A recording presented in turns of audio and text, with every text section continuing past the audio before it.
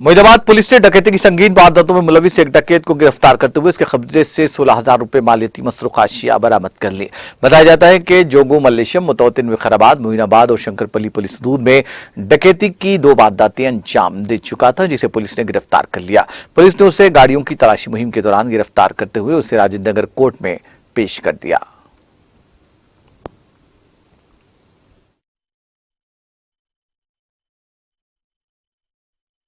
आपने कल जो मोइनाबाद पुलिस स्टेशन लिमिट्स में एक औरत को अड्डा से, अपना लेबर अड्डा से लेके जाके काम है बोल के उन्होंने एक औरत को लेके जाके अपना थोलकट्टा एरिया में उसके नहाइसो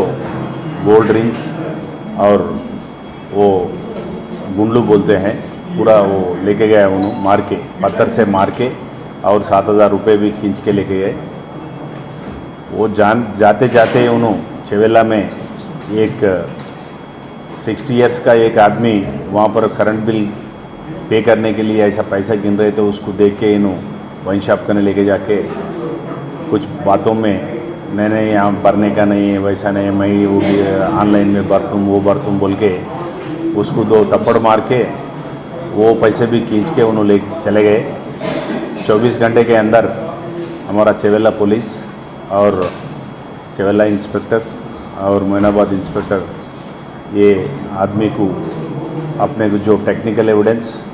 और जो भी फुटेज मिला है उसके हिसाब से उसको ट्रैक करके उसको पकड़े हैं।